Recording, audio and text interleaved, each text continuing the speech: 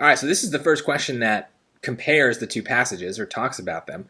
But the truth is, if we look at this, this is actually has nothing to do with passage 1 at all. This is really about passage 2. Why is passage 2 quoting the author of passage 1, right? So, that helps us to understand the question because then we can make sure we're answering the right thing. But most important here is really paying attention to strong words in these choices, okay? So when we go to this line, 61 to 65, we are going to have to read a little extra because that's the quote. However, we don't care about the quote per se. We care about the reason for the quote. And so that's either going to come before or after where we're told to read. So 61 to 65, that's here. But we should read plus one sentence. That's an important rule. And we should go back and, go a little bit ahead and just see what's the overall context of these lines. So let's take a look. Consider, sir, dispassionately these observations, for a glimpse of this truth seemed to open up before you when you observed. So there's something about truth, observations, okay, truth. That to see one half of the human race excluded by the other from all participation of government was a political phenomenon that, according to abstract principles, it was impossible to explain. Okay, so I kind of understand what they're saying there, but that's okay. Let's move on. If so, on what does your Constitution rest? If the abstract rights of man will bear discussion and explanation, those of woman, by a parity of reasoning, will not shrink from the same test. Okay, I understood that part. Though a different opinion prevails in this country, built on the very arguments which you use to justify the oppression of woman. Prescription. So, something about the same test. Okay, in fact, I don't really want to analyze it much further than that. Let's go to the choices and let the choices summarize it for us, right? So why is this quote here? It is to call into question the qualifications of the authors of passage 1 regarding gender issues. No, no, no, no, no. All right, this is a huge trap answer. Because most of you, if you pick it, you like this part, totally fine. Call into question. And you know why you like it? Because what happens right after the quote? It's a question. You see the question mark, and you're like, oh, she's calling it a question. But be careful. There's more to this choice, and so we have to pay attention to all of it. Call into question the qualifications. No, passage 2 is not saying that the author of passage 1 is like unqualified to speak on something. That's not what's being said here. So this is a classic SAT move, right? There's something about a choice that's really tempting, that does seem to match with what we read, but then there's something else that they're trying to get us to ignore that makes it wrong. And so the strong words, phrases like qualifications that have a lot of meaning, we got to pay attention to them. So A, definitely wrong.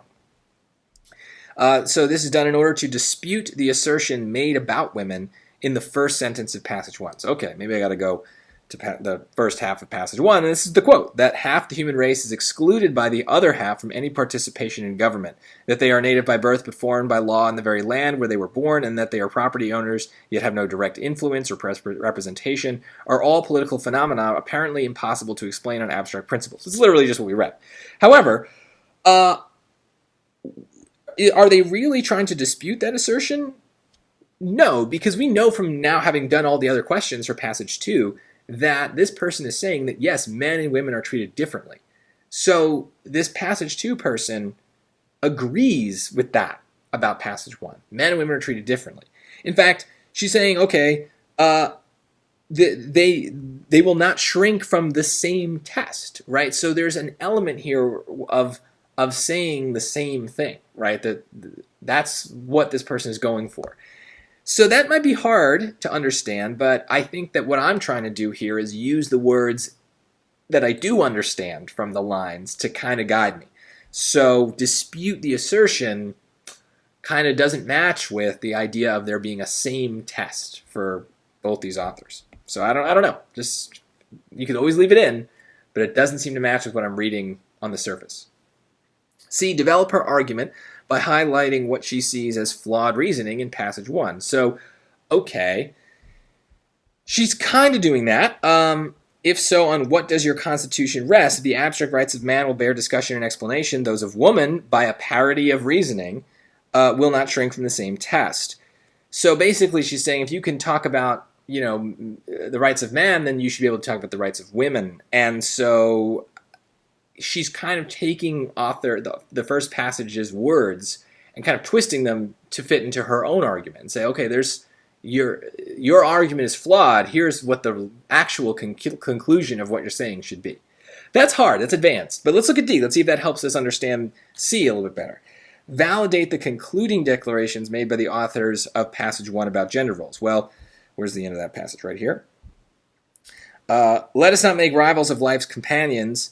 You truly must allow the persistence of a union that no interest, no rivalry can possibly undo.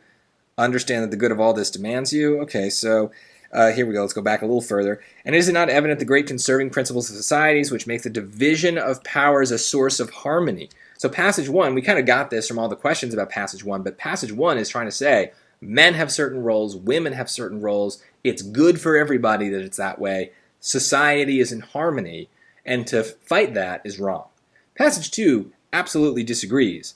And we kind of get that because passage 2 is written by Mary Wollstonecraft, a vindication of the rights of woman. It's talking about, and it says in response to Talleyrand, so there's clearly a disagreement here. So why would Wollstonecraft, passage 2, validate the concluding declarations made by passage 1? They disagree.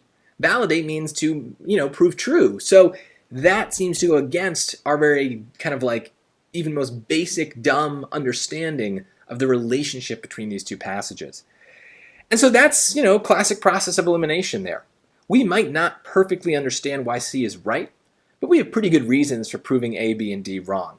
And that is sometimes the best we can do, and that's okay. You shouldn't feel bad when that happens. It would be ideal if we also understood these lines enough that we could prove confidently that C is right, but we shouldn't spend more time on this than is necessary. If we're having trouble, accept a certain level of confusion and move on. And I think this is a good example of a case where I would have just been like, well, C seems right because everything else is wrong, and we'll come back to it if we have time, but I'm done for now. I'm confident for now, and that's okay. That's part of my strategy, and I've been taking SATs for 15 years. So if I'm confused, you should be okay with being confused as well.